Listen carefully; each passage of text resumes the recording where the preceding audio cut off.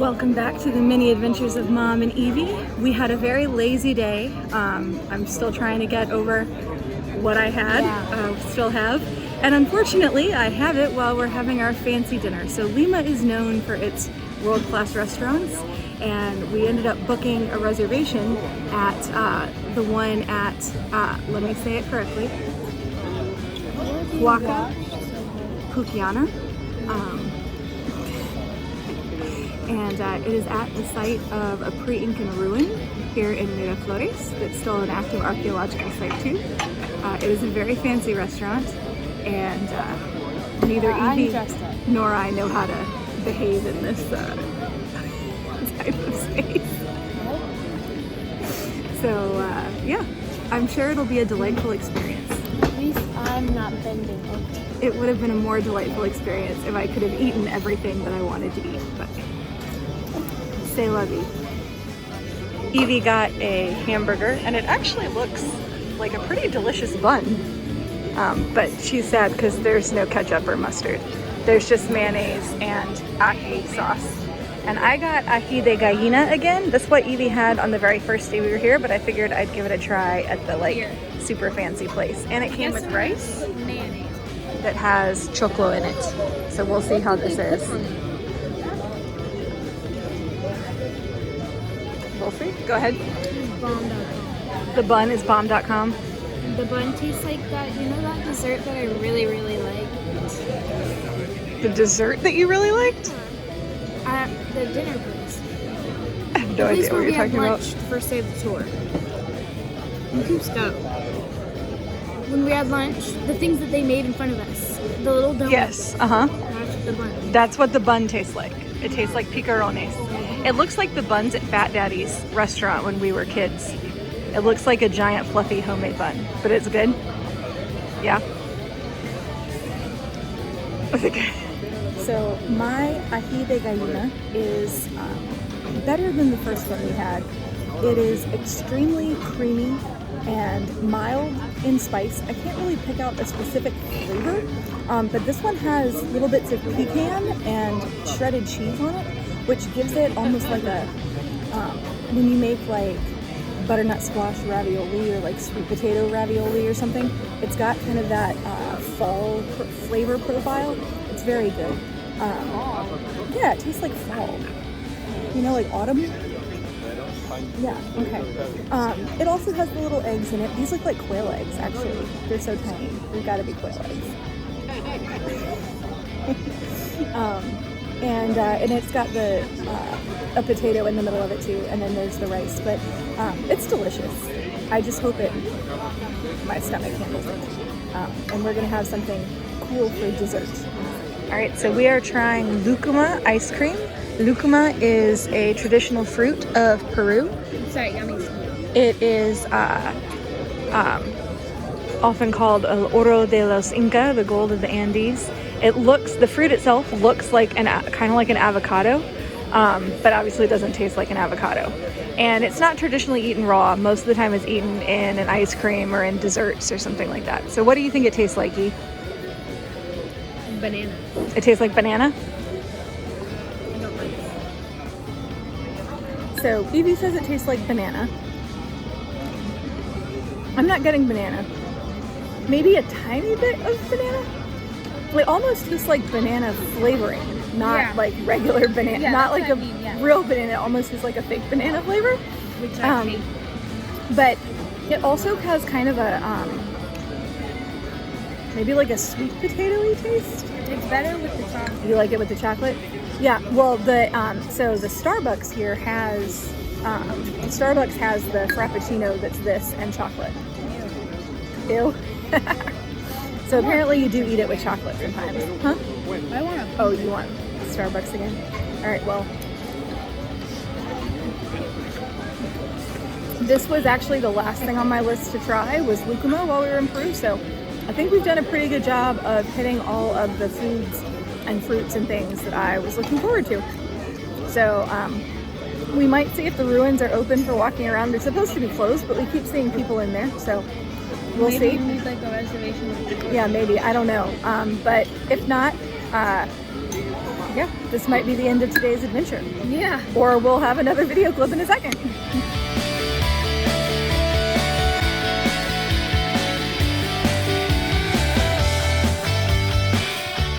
So, surprise! The ruins and museum were actually open. So we are waiting for our English tour, and we got to look around the museum, and we're gonna see what this site is all about. It's pre-Incan, so it predates most of the archaeology that we've seen already. You tired? No. No?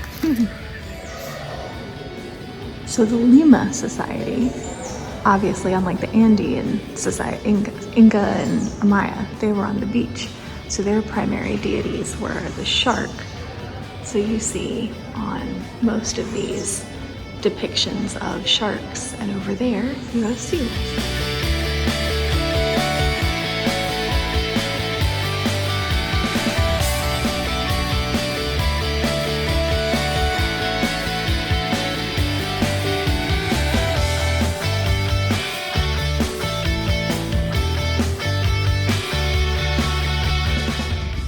So they call this bookcase construction, and they developed it to help support the temple in case of earthquakes.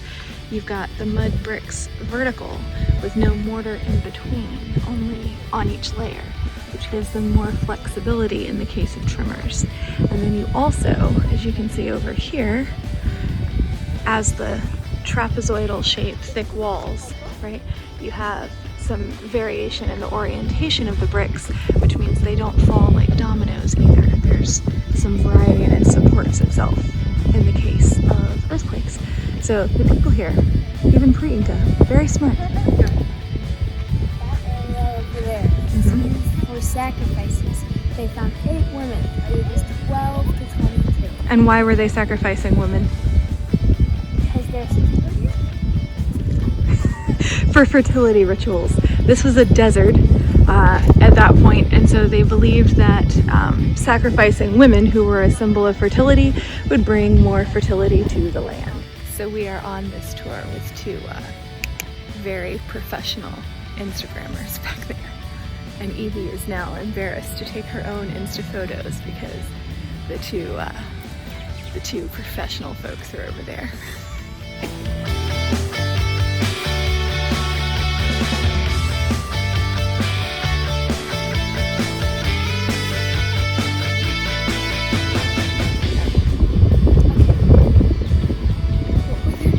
The Lima and the Wari. So the Lima, Mm-hmm. like left, pretty much are gone. And so the Wari, they took over here. And instead of using it as like a temple or something, they turned it into like burial ground or like cemetery. So these holes over here are like places where a bunch of people are buried. And this, they would also sacrifice like babies. So because they thought the babies would be able to guide them to the afterlife, I guess. And because they believe that because babies are like new, so apparently they'll remember everything. Yep.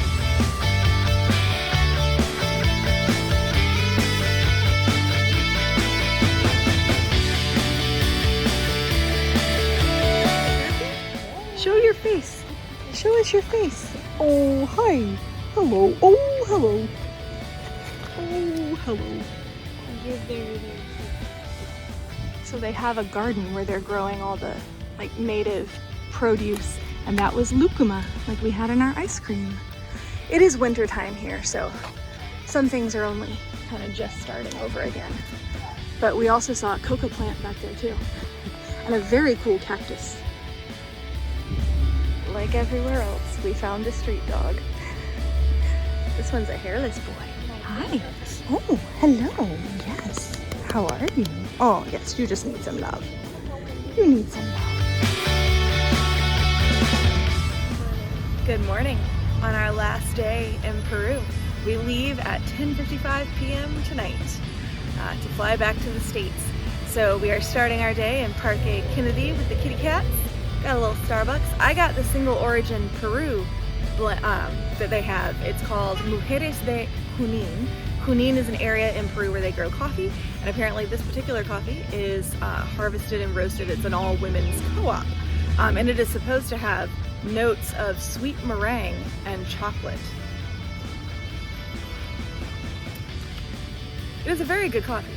I don't know if I taste sweet meringue and chocolate, but I'm not very good at picking up notes in things. She got a pink drink, no strawberries. Yeah. So yeah, in a little bit we're gonna go do our chocolate workshop where we learn how to produce chocolate from bean all the way to a finished chocolate bar, because Peru is also known for its high quality chocolate production in addition to its coffee. Yeah, so we get to make Our own chocolate. Fancy Peruvian chocolate. Look who came to see us. Oh! He made his... changed his mind. It's cleaning time up here. Oh, everybody settle down now. Oh, Mom, you said not to get him in your lap. Yeah, It's so, gonna give our so cat guess what fleas. happened? This little guy just came up behind us, We're jumped gonna out, give our and children fleas. sat in my lap. Hi, buddy. We're gonna give our Hi, buddy. He needs some love. Well, it'll be all right. We'll take precautions. He is cute though. Parque Kennedy. The only place in the city where the dogs don't go. It's true. Yeah. We haven't seen any around here. There are street dogs everywhere, except in Parque Kennedy, because, I mean, look at this. Just chilling. She just came up and sat in my lap. Not even knowing who you are.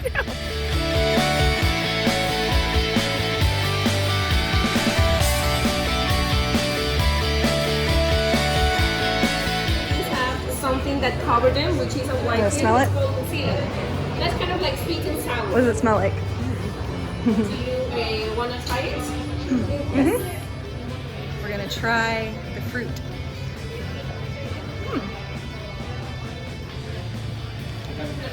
Yeah, sure. Fine. It tastes fruity. Sweet, sour. I actually like it. Chocolate? It does not taste like chocolate. Now, actually, But it's the good. beans, what we make chocolate with. So if you want, you make It's slimy. sugar. It does a little bit. Very, very light flavor, right? Sure. That's because the flavors haven't developed yet. So that's why it should very taste bitter. like very much like chocolate. Yeah. It tastes kind of like a very Did you strong chew nut, it? right? Did you chew it? No. It's very bitter. That way, okay? That's why when we use these wood boxes, we're going to use one that doesn't have any very strong smell. These beans are going to be here for those 7 days, and after that, we move to the next step, which is has some butter inside. Okay, so let's take it over. Oh, okay. Grab it with you over here, please. You want to grab it?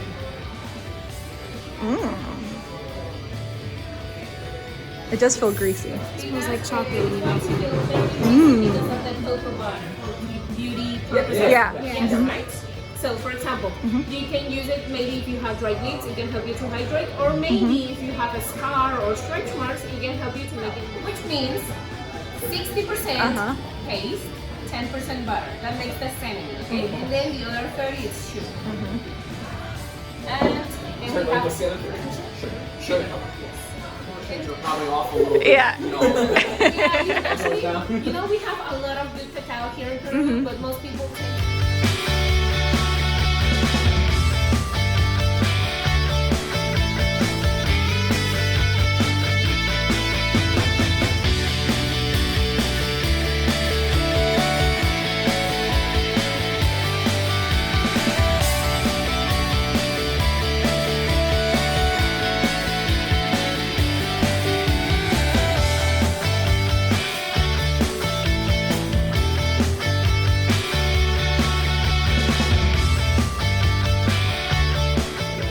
So I'll add a spoon of sugar to it, and then just a little bit of cinnamon. Do you like cinnamon? Oh, yeah. No. You don't like Not cinnamon? really. Just a little bit. Look, it's She's this. probably not gonna like the tea anyway, so no harm, no foul.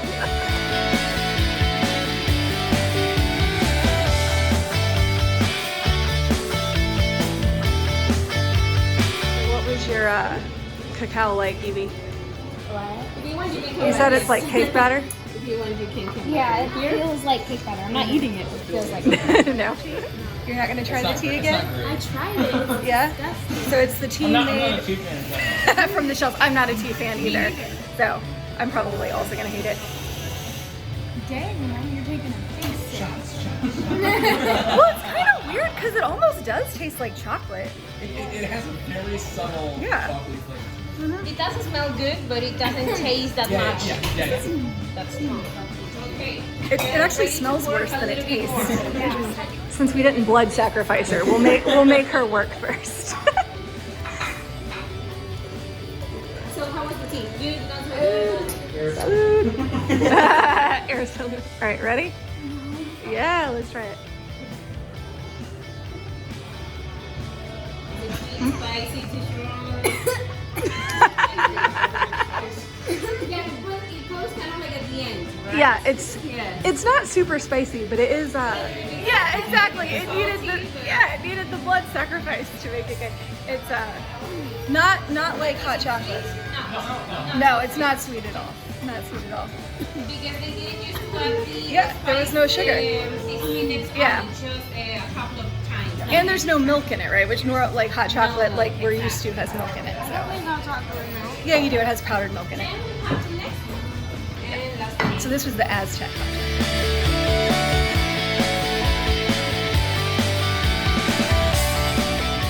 You're the one that's being sacrificed. She's gotta build the European recipe. A spoon and a half, yeah. So this is gonna be the original European recipe for hot chocolate. All right, ready? All right, salud. Salud, cheers. Salud. Cheers. Cheers. There. Cheers. Air salud. All right, ready? Here we go. It needs more cinnamon. I'm so scared. I mean, this is much more like what you're used to. It's still, it's fine. It's a little bitter. It's still bitter because you're Use making a scoop of it. sugar. So actually, it tastes Right. different than if you would prepare this with cocoa powder. Sure. Yeah, it tastes much different. It's a little bit stronger. Maybe. Yeah. Yeah, you can definitely Remember, tell this it's was that when they straight changed beans. The recipe, you know. Evie chose the American toppings of marshmallow Oreo and Peruvian M&Ms, not Mars M&Ms. So, all right. And I got almonds, quinoa, some naranja, and Brazil nuts? the golden berries all dried that we tried back in Cusco. So we got to add our chocolate now. We had some pretty terrible shawarma for lunch. Yeah, it was not good. And then, I thought the beautiful kitty was coming to visit, but he ran away. Oh, it looks like he got something to eat. My chicken is the ball. Oh, really? That's why he came to visit? Yeah. So what did you think of the chocolate thing? It was so cool. We learned a lot about not just like how chocolate is produced and then turned into bars, but also like the history of chocolate, and we got to taste different things from different times, right? Yeah. And we got to actually make chocolate, like roast it and grind it and everything. Yeah. Hey. So it was really cool. Oh, are you coming back for more of the terrible shawarma? Maybe. Yeah. Evie might give you some.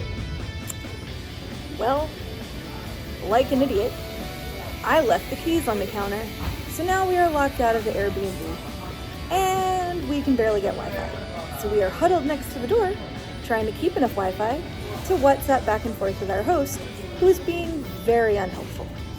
So, I'm an idiot. Yeah. And that was pretty much the end of our Peruvian adventure.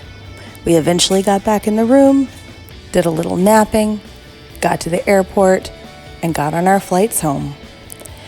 It was an incredible trip. We got to do some amazing, unique things that you can't do anywhere else in the world. And I got to check something off of my bucket list. It was also not an easy trip. Definitely a language barrier. Thankfully, I speak Spanish. Definitely tricky to navigate without having a phone plan or a data plan. And just culturally, the cities, different things felt a little less safe than some of the other places we've been in the world. but it was certainly one for the books, and we'll see you on the next adventure.